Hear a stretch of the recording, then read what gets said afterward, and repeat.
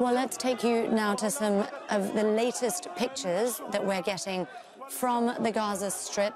This is the northern part of the Gaza Strip in an area which is believed to be near the Indonesian hospital or in the hospital. There's been shelling very, very nearby. Now, we heard from the Gaza Health Ministry just a few hours back that the Indonesian hospital was running so low on fuel that it was going to go entirely. It was going to have to close all operations within 24 hours. We know the lights have gone out there before, and they managed to get them turned back on several weeks back, but they've been running with very few supplies for days and days now. You're watching injured people being moved around after this shelling that's taken place very close to that area. We know this is all in northern Gaza. This is all in a part of the Gaza Strip which the Israeli military has asked people to leave from, but obviously hospital staff have said that they need to stay on to do what they can to help their communities and treat the wounded. A lot of these hospitals in these areas have also become shelters for so many people who've been displaced, families who've lost their homes. These have become some of the only places that people have felt were vaguely safe at all. So tens of thousands of people have been sheltering in these areas. They're running very low on everything. And just to remind you what I was saying before, the Gaza Health Ministry says this hospital will have to shut down entirely within 24 hours if it receives no more fuel. And now, just hours later, we are getting reports of shelling very close to that medical facility. That off the back of multiple hospitals being forced to shut down and multiple hospitals being damaged in airstrikes.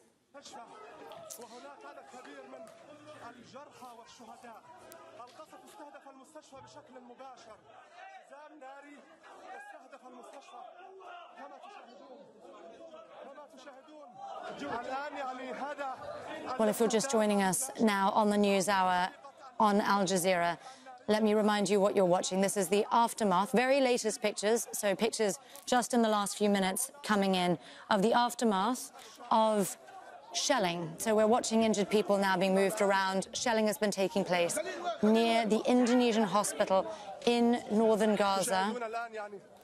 And we also know that this hospital is also running very low on everything, including fuel.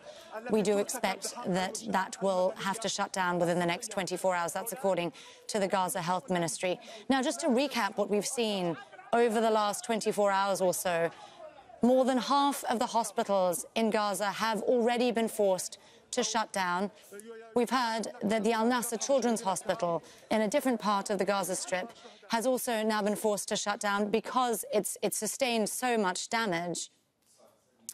So let's now bring in Abdul Hamed, who I was just discussing all of this with, the dire humanitarian situation that the Gaza Strip finds itself in now. Abdul Hamed, I imagine this is coming as no surprise to you based on what we were just discussing a few minutes ago. No, I think Israel will escalate in the next few days so much because they might come up to the point that they have to stop the war, or at least a kind of truce for a few days be imposed on them.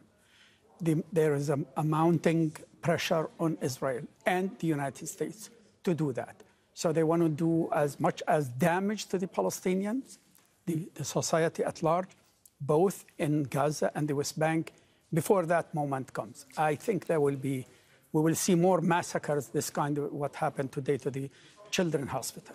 Mm-hmm. Do you think that, particularly now what we're seeing up in the north, is this part of a kind of strategy to try to clear out the north? Obviously, we've seen people, tens of thousands of people moving south. There's this idea now that there will be these pauses specifically to evacuate the north. That's what Israel and the US are saying, to get people out. Is that the whole idea? Bomb the north, get people to leave, and then have no one left? But they've been bombing the north and the south. Yeah. There is no safe place, as we said, in Gaza. The people who were moving from south to north, or from north to south, they've been bombed while they are walking the road.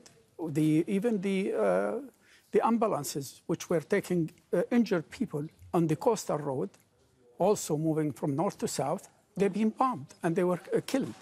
So there is no safe place. People don't agree, don't believe that moving from one place to the other, that makes them safer. That is across the board in Gaza. There is no safe place in Gaza. Now they're trying to impose or inflict so much damage on the Palestinian as a whole. They want them to raise the white flag, as I said, and I don't think they will do. The Palestinian will never do that. Abdul Hamed, let me ask you, because you yourself used to work for the United Nations. Yes. Where is the UN in all of this? I mean, just a few days ago, I was speaking to the Gaza director of UNRWA, the UN Agency for Palestine Refugees, who was saying that they could no longer offer protection under the UN flag. So what is the UN's role now? I mean, presumably, if there are supposed to be humanitarian corridors, broad evacuations, and now these pauses with tens of thousands of people on the road, is the UN supposed to play a part? The humanitarian agencies are trying. Yeah. I mean, they've been raising their voices. I mean, they attended every conference. I mean, the General Commissioner of UNRWA, or the UN Agency for Palestinian Refugees, went himself to Gaza, and he visited some of those shelters. They're trying, but that is not the issue. The issue is with the political organ of the United Nations. That's the one which takes decision. It's the Security Council. It has been paralyzed because of the United States. They don't want to embrace the idea of a ceasefire, which is other countries are calling for. And so far, they vetoed 2 draft resolutions, and there is another one is floating. It's going nowhere because of the U.S. insisting on no ceasefire. That is the issue. And also they want, in any draft resolution, to impose another agenda item, which is the right of Israel to defend itself. Now people don't believe that is the right to defend itself, to kill 10,000 civilians, or to kill children, or to target hospitals, or to target schools. That is not called self-defense. It is, frankly, it is war crimes. It is collective punishment. It is violation of international humanitarian law. I want to ask you about some of the terms that are being thrown around here. Ceasefire, humanitarian pause, tactical pause. Everyone has a different take on it. But they all really do mean different things. What we're hearing about right now is a pause. So a daily 4-hour pause. By my understanding, this is just in northern Gaza in order to allow or encourage people to leave. But as you were just saying, there are obviously bombardments continuing in the south. That's what's also holding up aid deliveries. So just to be clear, this is not the humanitarian pause or anything like a ceasefire that various different nations and various different agencies have been pushing for.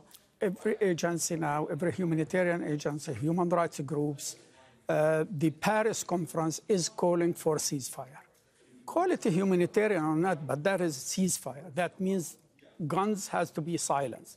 Pauses is not like that. You could have a pause in one area and you continue the fighting in another.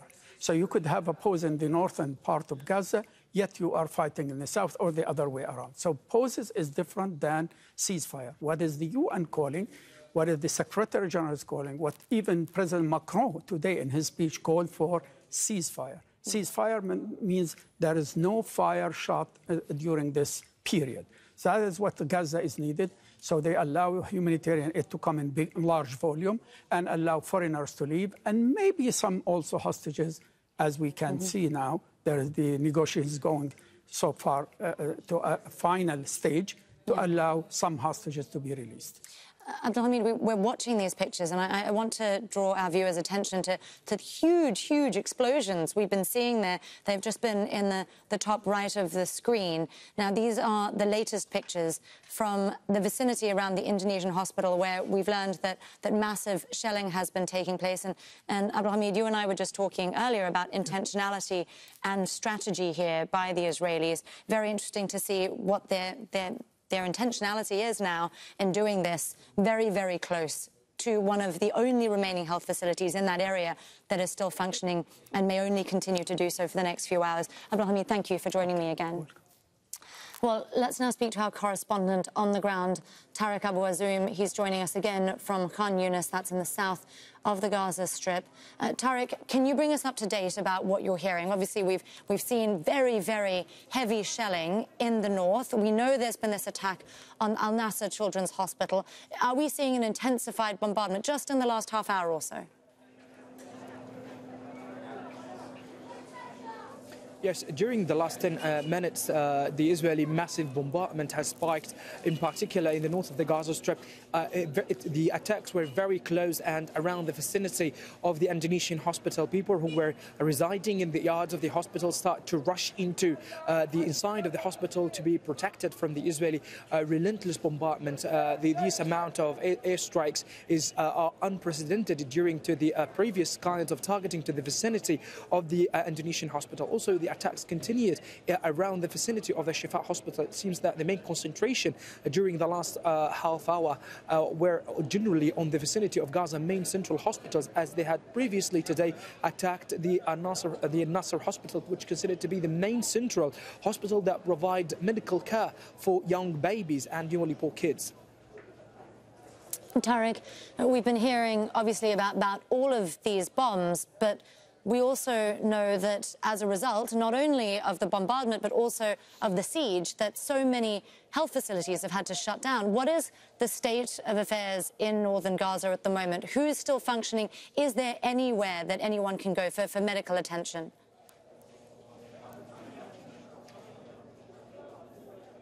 Now, with the ongoing relentless bombardment by the Israeli occupation air forces, which is accompanied by the ongoing fuel crisis, with the shortage of food and even with the destruction of bakeries and main water sources, the situation there is unbearable. People there are really no longer be able to cope with the situation on the ground in the north of the Gaza Strip. Literally, the bombardment is in every single corner of the north of Gaza Strip. People were evacuating to the southern areas on their foot in order to run away from that hill that is taking place in the north of the Gaza Strip. We are talking about hundreds of airstrikes every night, taking the lives of hundreds of Palestinians as well.